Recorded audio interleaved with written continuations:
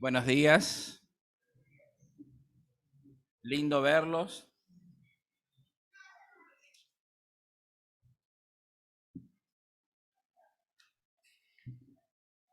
No saludé a todos, pero quizás pueda hacerlo al final. Eh, no sé cómo lo viven ustedes, pero yo cada vez que los inicios de la escuela dominical me alegran el alma.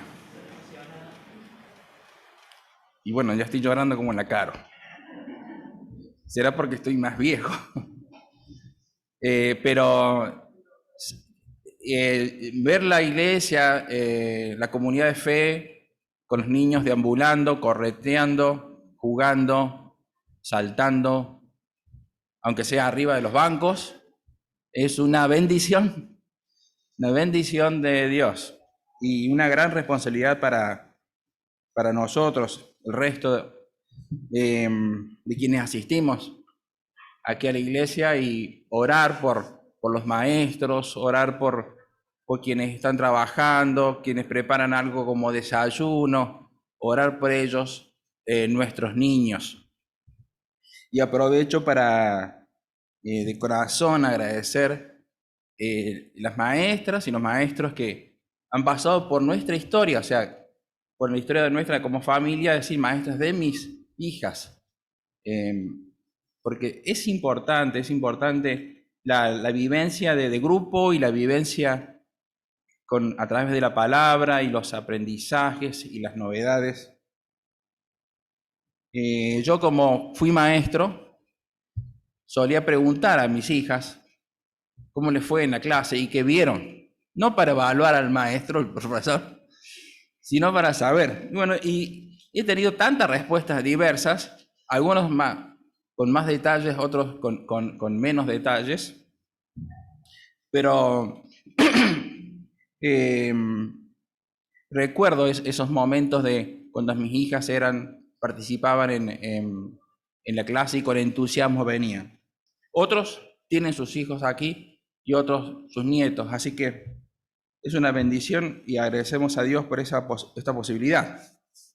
Nosotros, continuando con nuestra culto de adultos, que es como una clase, pero también como un mensaje devocional, y también saludando a quienes nos acompañan a través del Zoom, continuamos estudiando el Evangelio de Lucas.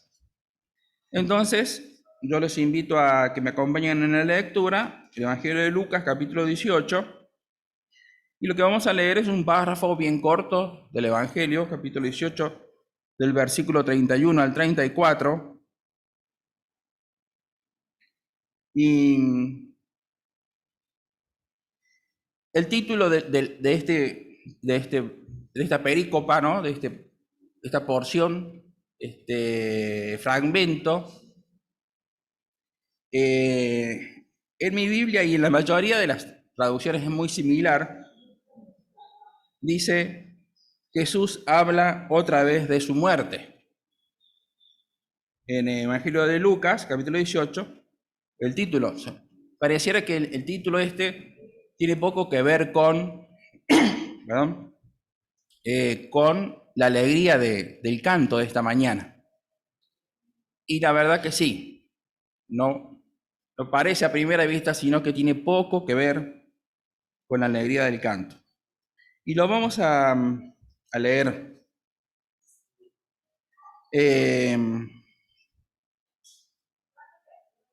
Lucas 18, 31 al 34.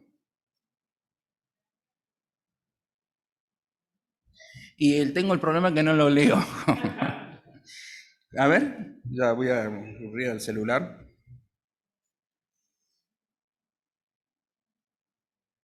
Se rompieron mis lentes y esto se los robé a mi esposa. Pero quiero leerlo. La magia la magia o las posibilidades que tenemos. Oh, gracias, hija. Lucas 18,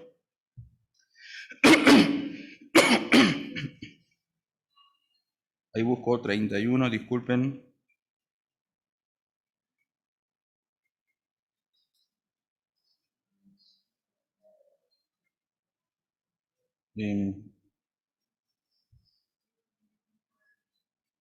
Tengo que buscarlo de nuevo.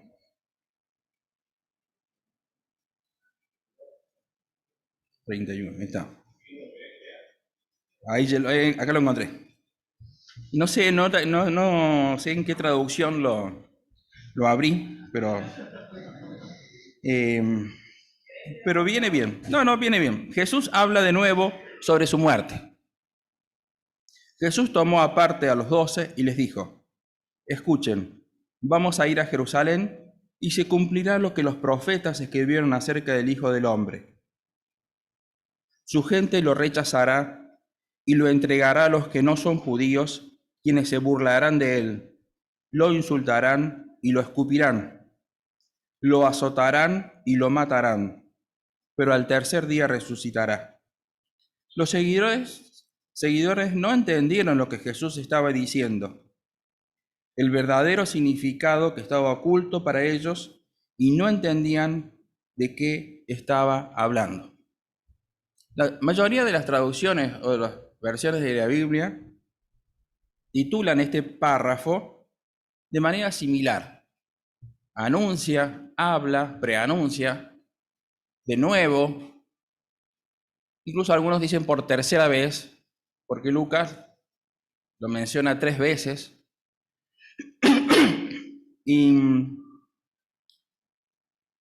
Y esto que lo titulen igual es toda una señal, porque quiere decir que en los últimos 50 años al menos, los lectores de la Biblia encontraron como una línea de pensamiento en ese párrafo. Voy a aclarar. Los títulos de los párrafos los pone normalmente el editor o la organización que está detrás de las escrituras y que trabajan como las sociedades bíblicas, por ejemplo, u otras organizaciones que trabajan con traducción de la Biblia. Y hay títulos que han ido cambiando con el tiempo. Por ejemplo, recuerda la parábola del hijo pródigo. De repente alguien, el tiempo, al releer la historia, una nueva traducción la tituló diferente. La parábola del padre bondadoso o del padre bueno. Porque los lectores, al cambiar la época y al volver a leer el mismo texto de la Biblia, algunos identificaron como que el actor principal de la parábola no era el hijo que se iba, sino el padre que esperaba y perdonaba siempre. Hay otro que me estoy acordando ahora. Jesús sana a 10 leprosos. Cambió luego y el título fue: Jesús sana a 10 hombres con lepra. Porque socialmente, al leerlo, la connotación de decir 10 leprosos es diferente que leer o escuchar 10 hombres con lepra. Así, el condicionamiento social del lector de la Biblia ha hecho que el título se cambie. Pero algunas de las últimas traducciones cambiaron nuevamente. Y lo cambiaron significativamente a la dirección del sentido, le pusieron otro título, y los títulos ayudan, son ayuda para el lector. Y el título que han puesto es: un extranjero vuelve y agradece. Y eso me hizo releer el párrafo aquel. Y cómo los versículos que ocupan el milagro de la sanación de 10 personas tienen un lugar en el texto, pero los versículos que ocupan el diálogo posterior de Jesús con ese extranjero de Samaria, el único que no era judío, es el único que vuelve a agradecer. Por eso la importancia del título. Tengo la boca seca. Y por eso también, toda esta introducción para decir que yo he titulado este párrafo para este mensaje de otra manera.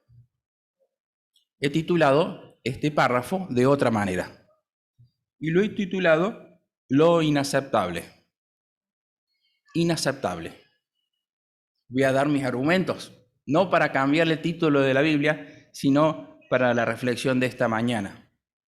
Lo inaceptable. Jesús anuncia su muerte, ¿no? Ya lo leímos. No solamente anuncia su muerte, sino que anuncia que la va a pasar mal, que va a sufrir violencia, lo van a insultar los romanos, aclaran en las versiones que han leído ustedes allí, esta dice, o no judíos, le escupirán la cara, lo maltratarán.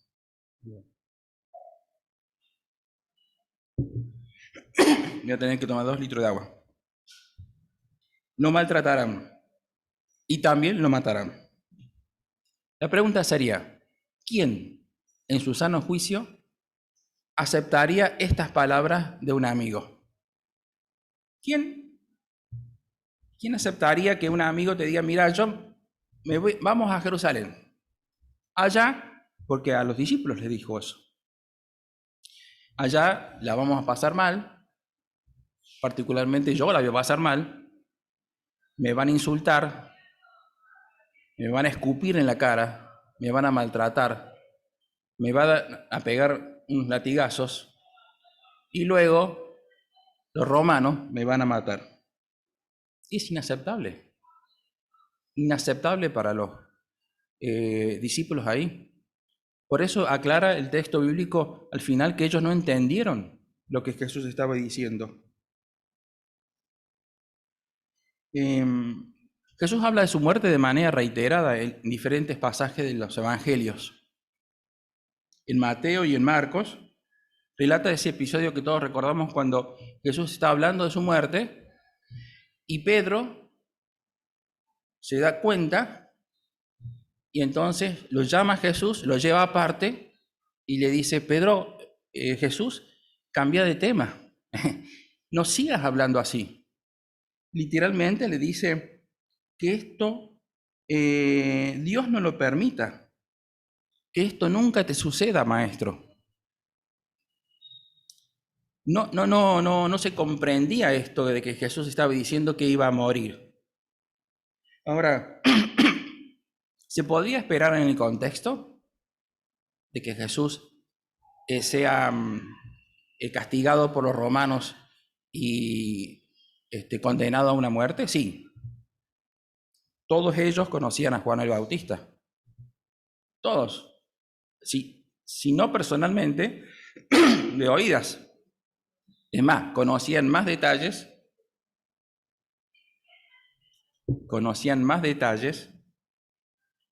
que los que conocemos nosotros, porque no están escritos todos los detalles aquí.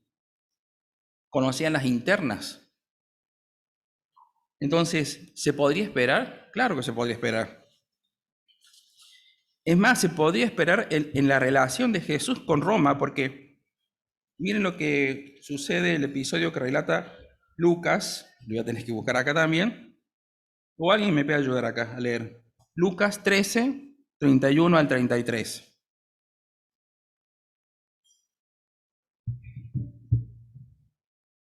Lucas 13, 31 al 33. Un episodio allí en donde...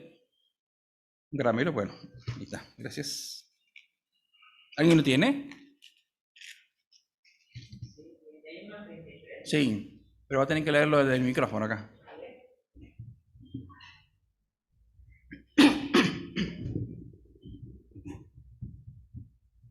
Lamento de Jesús sobre Jerusalén.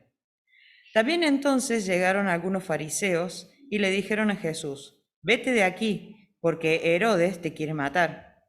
Él les contestó, vayan y díganle a ese zorro, mira, hoy y mañana expulso a los demonios y sano a los enfermos, y pasado mañana termino. Pero tengo que seguir mi camino hoy, mañana y el día siguiente, porque no es posible que un profeta muera fuera de Jerusalén. Gracias. le advierten a Jesús, ¿verdad? Que Herodes Antipas lo quiere matar. Y Jesús le manda a decir, ¿y cómo lo llama Jesús? Esto se llama zorro o zorra. Se tensan el diálogo allí. Si tuviésemos en esta época, se hubiese viralizado la expresión de Jesús exponencialmente. Mirá cómo lo llamó a Herodes, la autoridad romana. Y dicen, la invitación es a huir. Ahí pueden ubicar una silla por ahí. Si no se van a quedar. Y los chicos están, si se animan, los chicos están en sus clases.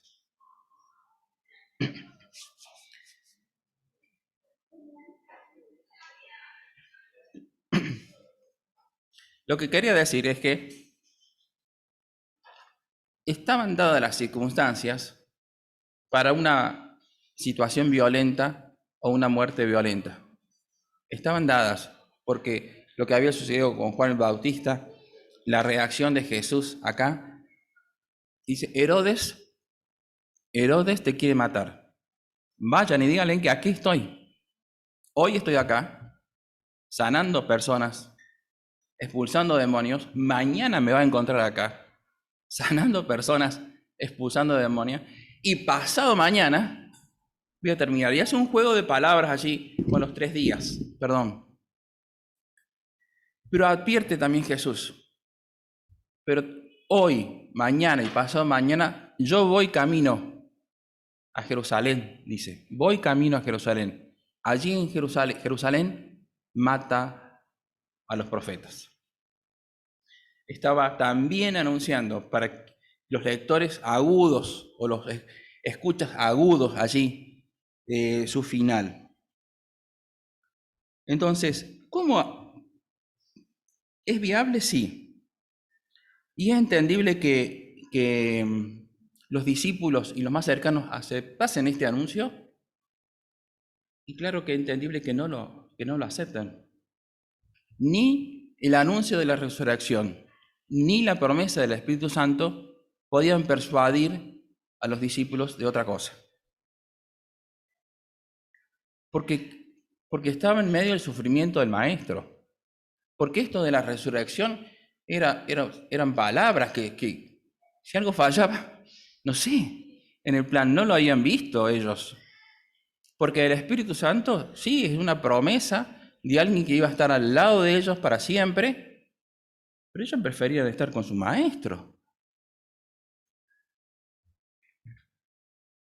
El Evangelio de Marcos empieza diciendo, esta es la buena noticia, este es el principio del Evangelio de Dios. Evangelio significa buena noticia. La muerte no es una buena noticia. El sufrimiento no es una buena noticia. El castigo injusto no es una buena noticia. La violencia no es una buena noticia. Por eso ellos no entendían. Vamos a profundizar el tema.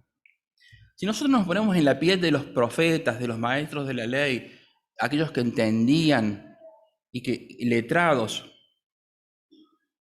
¿cómo les parece que podrían responder al anuncio del ángel Gabriel a María? Miren lo que le dice Gabriel a María. Será un gran hombre al que llamarán Hijo del Dios Altísimo, y Dios el Señor lo hará rey como su antepasado David, para que reine por siempre sobre el pueblo de Jacob, y su reinado no tendrá fin. Eso le anuncia el ángel Gabriel a María. Entonces, los que escribían y los entendían, ¿cómo? ¿Dónde se va a cumplir eso si Jesús muere? Y en el mismo Lucas, estoy citando el Evangelio de Lucas, un poquito más, el Evangelio de Lucas capítulo 1 es largo. Y el versículo 69 están las expresiones de Zacarías. Y dice, bendito sea el Señor Dios de Israel porque ha enviado a rescatar a su pueblo. Nos ha enviado un poderoso Salvador, un descendiente de David, su siervo. Y cita Zacarías a los profetas y cita a una promesa a Abraham. Entonces va al Antiguo Testamento y cita. a los profetas. Dicen los profetas, nos salvará de nuestros enemigos y de todos los que nos odian, y tendrá compasión de nuestros antepasados y no se olvidará de su santa alianza.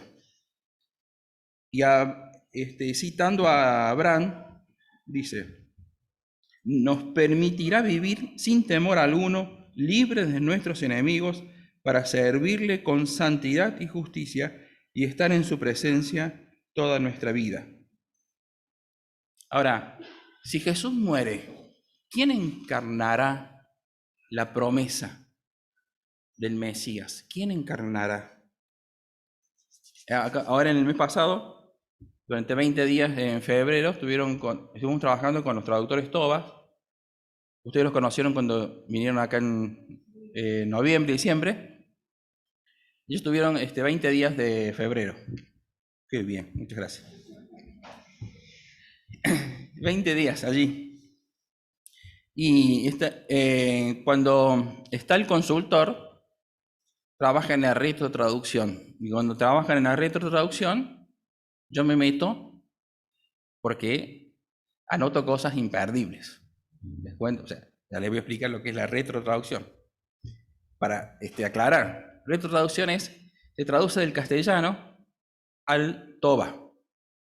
Después, y bueno, y allí se van escribiendo ellos en un programa que se llama Paratext. Luego viene un consultor, un biblista, un especialista, que conoce el idioma hebreo, en este caso porque están haciendo el Antiguo Testamento, y ellos traducen del toba al castellano. Entonces, que el biblista no conoce toba, pero sí conoce el castellano y conoce el hebreo para entender el sentido. Recuerdo, esto es aparte, así, yo haber pasado por ahí y preguntado cómo van, y José, que estuvo acá también, José me entendió que yo le estaba pidiendo que lea, y él leyó la traducción en castellano, los 12 profetas enanos. Entonces, todos reímos, porque ahí dice enanos, dice. Y entonces hay que chequear lo que se puso.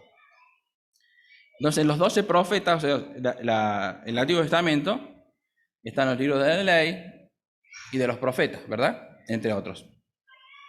Y los profetas están divididos en profetas mayores y profetas menores.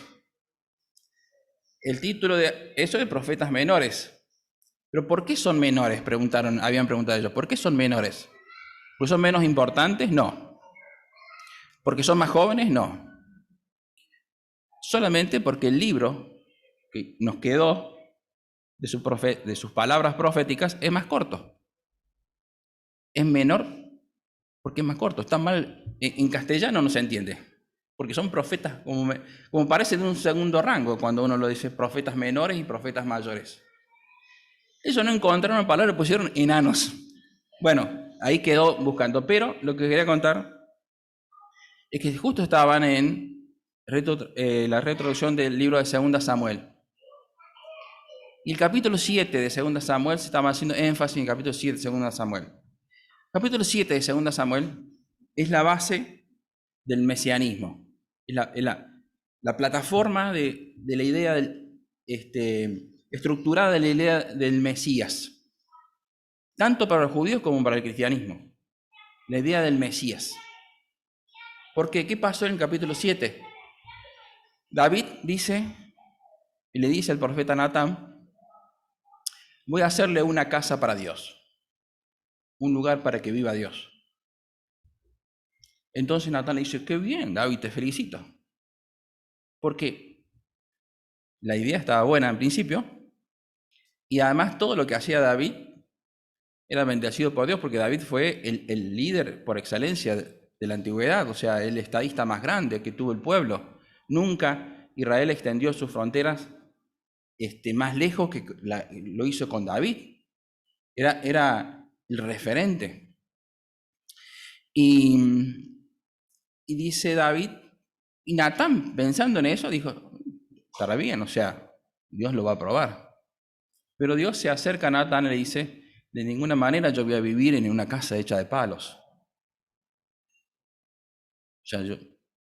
David lo pensó porque en ese momento el lugar donde habitaba Dios era la carpa, como el tabernáculo, y por más que le ponga mármol, madera, oro y lo que fuese, Dios le advierte que no va a vivir ahí.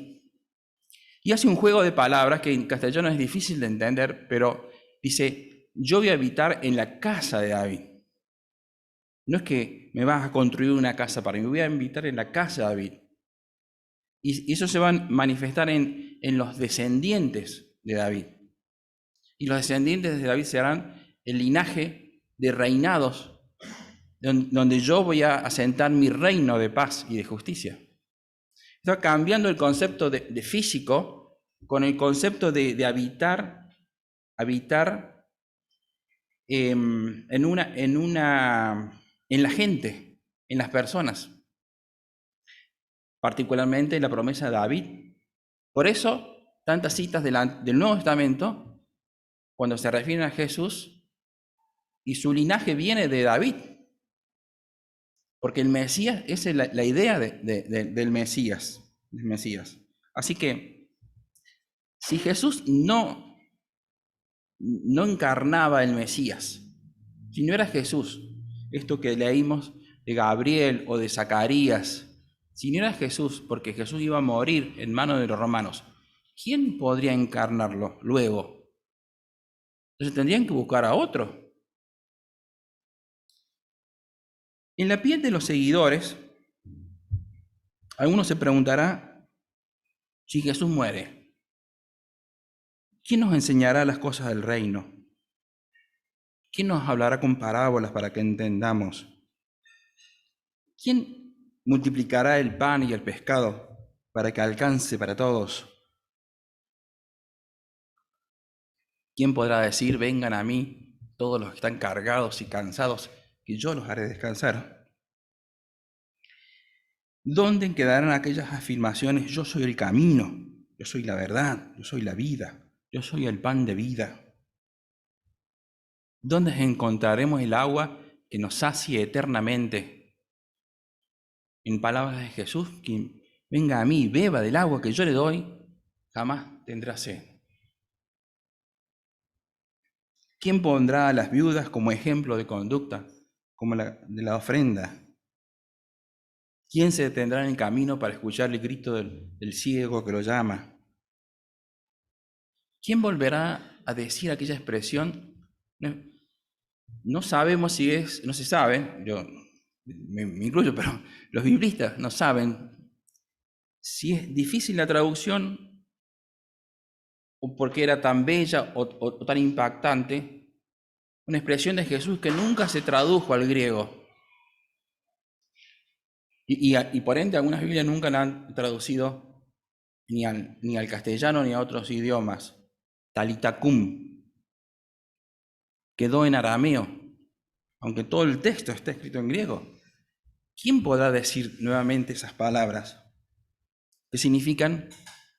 Ese episodio cuando una niña estaba muerta y Jesús se acerca y le dice, niña, levántate y anda, o camina, levántate. ¿Quién recibirá a los niños y los bendecirá? ¿Quién se animará a sentarse, a dialogar sin protocolos con esa mujer de Samaria que para todos era una extranjera y con la cual no se podía hablar? ¿Quién amparará a la otra mujer, aquella que le trajeron porque decían que la encontraron en un acto de adulterio? Si matan al maestro, María y Marta ya no podrán esperarlo en su casa ni hospedarlo. ¿Quién se atreverá a presidir la sobremesa en lo de Zaqueo? Ni tendremos quien nos indique de qué lado de la red, de qué lado del barco echar la red para pescar. En palabras de Pedro, voy a hacer una paráfrasis acá, ya no habrá lugar en el mundo a donde ir. Porque cuando en el diálogo de Pedro con Jesús, cuando le pregunta él a sus discípulos, ¿ustedes también se quieren ir? Se habían ido un montón de gente. Ustedes también, dice, no, ¿a dónde iremos? ¿A quién iremos? Solo tú tienes palabras de vida eterna, le dice Pedro a Jesús. Por eso, vuelvo a insistir en el título que puse, que esto es inaceptable. Que Jesús muera para la gente de la época, para el contexto de los amigos y de los seguidores, para la confianza que habían puesto en su líder, es inaceptable. Ahora, si los discípulos estaban desamparados en ese momento, se imaginan luego cuando los hechos de verdad sucedieron. Eso viene luego cuando sigamos leyendo Lucas. Vamos a seguir marzo y abril. Se imaginan cómo quedaron, devastados. Desamparo, abatimiento, no sé, fue total para ese grupo. Ahora, John Stott, al hablar sobre los discípulos, nota una diferencia entre cuando los discípulos están en los evangelios y cuando leemos la actividad de los discípulos en el libro de Hechos. Y se pregunta, ¿qué cambió? ¿Qué cambió en ellos de esa devastación total que sentían en ese momento? ¿Qué cambió? Para que luego sean capaces de dar la vida por el nombre de Jesucristo. Y que, como dice Hechos, sean capaces de alborotar el mundo. ¿Qué cambió? Y John Stott pone su tesis allí y habla de la resurrección. El milagro de la resurrección. Y por supuesto, la presencia del Espíritu Santo en la vida, la llegada y la presencia del Espíritu Santo en la vida de los discípulos y de los apóstoles. Presencia que hoy gozamos, que hoy tenemos, pero en aquel momento no era fácil.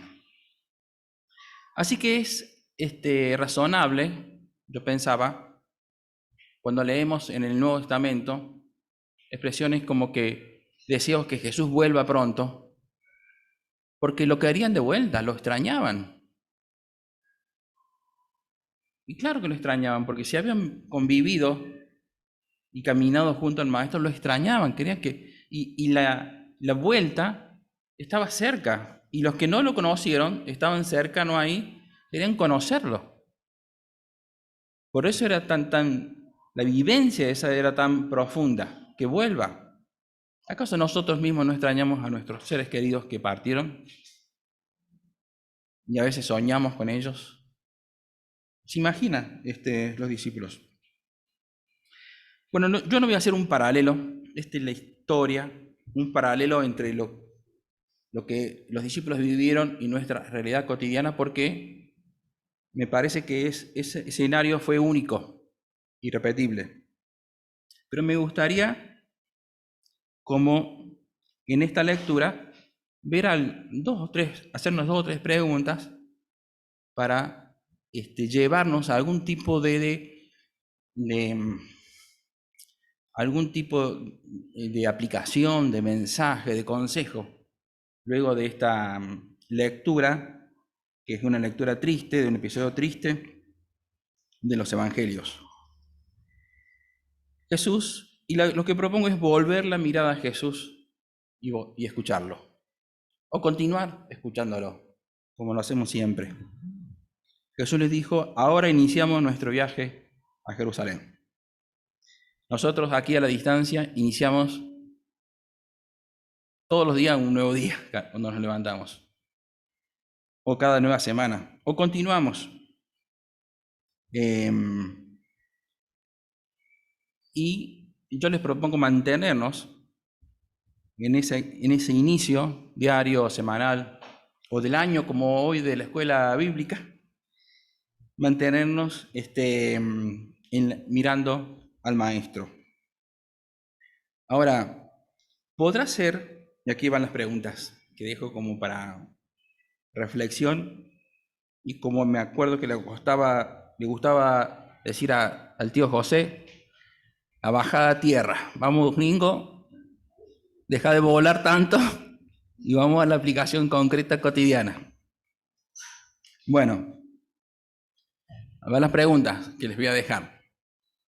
¿Podrá ser que el devenir de los acontecimientos nos desconcierte en algún tiempo de nuestras vidas? ¿Podrá ser? Y claro, yo llegué esta mañana y hablé con Cristina y me dice de las operaciones de Jorge, y hablé con la Lili y me cuenta algo de Peralta, y si sigo hablando con la gente, nosotros no sabemos lo que vamos a vivir mañana. Y lo que vamos a vivir mañana, ¿podrá ser algo pesado para vivir? Sí, yo digo, ¿no? Ahora, ¿tendremos la libertad que el propio Jesús le dio a sus discípulos para que lo cuestionen en relación a lo que estaban enunciando? ¿Tendremos la libertad nosotros de preguntarnos por qué y de reclamar y de no estar de acuerdo con nuestro contexto, como Jesús le dio a sus discípulos? Y sí, quiero animarlos a que sí. Porque la vida de fe no es una vida de éxito y después éxito y después éxito y después éxito.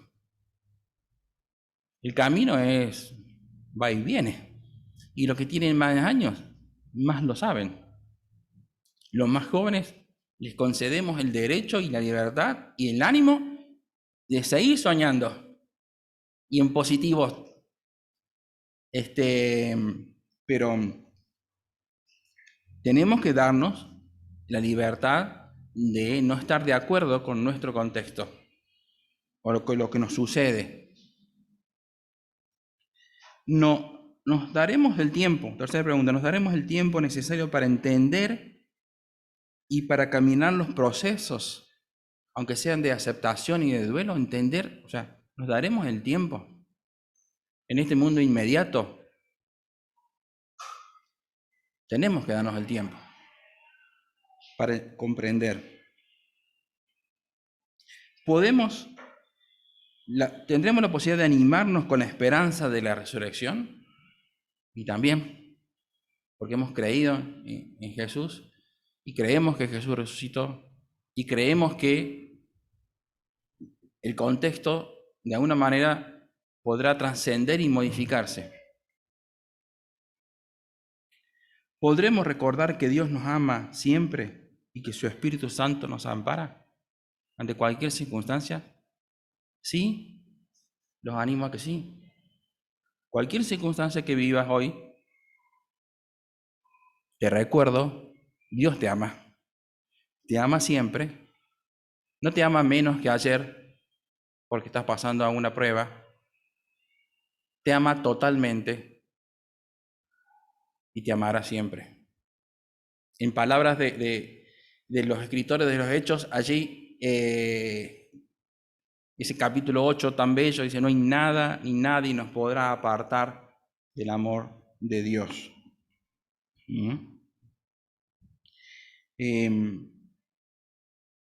Algunas cosas serán incomprensibles o inaceptables siempre. La violencia, la maldad, la deshonestidad, el abuso hacia otros, es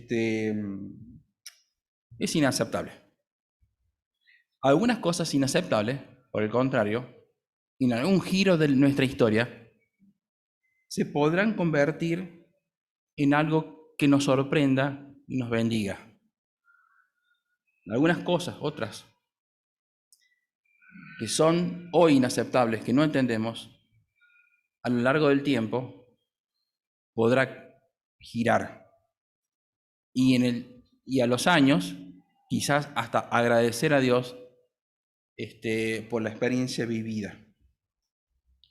Y por todo eso, me quisiera regalarme y regalarles un texto bíblico, una expresión que la escribió, o que al menos dijo que la escriban, el propio Pedro, ese que llamó aparte a Jesús y le dijo que cambie de tema, que no suceda eso. Dice, escribe Pedro, en su primera de la carta, dice, hermanos, pongan todas sus preocupaciones en las manos de Dios, porque Él tiene cuidado de ustedes. Hermana, pon todas tus preocupaciones en las manos de Dios, porque Él tiene cuidado de vos. Hermano, querido, poné todas tus preocupaciones en las manos de Dios, porque Él tiene cuidado de vos. Jóvenes, pongan sus sueños y sus preocupaciones. Y bueno, los grandes también, sueños. Pongan su vida en las manos de Dios, porque Él tiene cuidado de nosotros. Esa es una certeza. Esa es una certeza. Vamos a orar. Y en la oración vamos a pedir que Dios nos revele aquellas cosas que ahora son incomprensibles, pero al mismo tiempo que haga un milagro para que lo inaceptable se vaya convirtiendo y lo malo se vaya convirtiendo en bueno. Y vamos a orar por las familias y vamos a orar por cada uno de los que quieren estar acá. Y en la oración vos también podés pensar por alguien que no la está pasando bien, que necesita esta promesa que escribe Pedro. Cada uno sabe de quién es. Y si sos vos quien no la estás pasando bien, ahí, con valentía, podés decir, aquí estoy, Señor, ayúdame. Oramos. Padre del cielo, gracias por Jesús.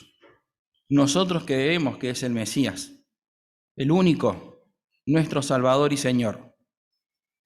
Y aunque nuestros hermanos, los discípulos de aquella época, no entendieron los procesos, nosotros las distancias, porque conocemos la historia, sí alcanzamos a comprender tus planes. Y tenemos que decir hoy, gracias Señor, gracias Jesús, por tu vida, por tu sacrificio y por tu obra en la cruz. Gracias por tu muerte por nosotros. Gracias porque a través de tu muerte encontramos paz, redención y salvación para nuestras vidas. Y nos duele ese camino. Nos duele ese camino que has tenido que hacer. Y lo lamentamos y nos entristece.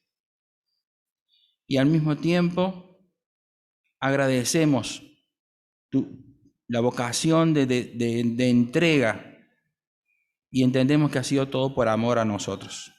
Nos sentimos, Señor, amados por ti, y como nos sentimos amados y con el derecho que nos da de ser tus hijos, queremos orar e interceder por cada una de las personas que en esta mañana no la está pasando bien, que no entiende su contexto, que lo que vive es incomprensible. Señor, que tu Espíritu ampare a cada uno, que tu brazo de poder esté al lado y que lo pueda notar. Que sanes, Señor, sana a los enfermos, a quienes están padeciendo algún problema emocional, a quienes están teniendo problemas económicos. Señor, nos ponemos en tus manos porque tú eres nuestra fuente de bien y de protección cotidiana, aquí en la tierra y también en la eternidad. Oramos en el nombre de Jesús y decimos amén. Amén. Muy bien, hermanos. Gracias por la paciencia, porque me costó arrancar con la garganta. Les quiero contar que vamos a continuar con el Evangelio de Lucas, por lo menos hasta abril. Tenemos algunos hermanos invitados que van a visitarnos. Es más, el domingo que viene hemos invitado a un joven. Así que animo a los jóvenes a chequear que van a hablar quizás en el mismo diálogo. Se llama Pablo Lemos. Y animo a los más veteranos a estar atentos también a la voz de los jóvenes, porque seguramente tienen algo lindo para contarnos. Y bueno, y luego vienen los otros programas que siguen. Así que Dios los bendiga. Lo dejo con Nico para algunos mensajes finales.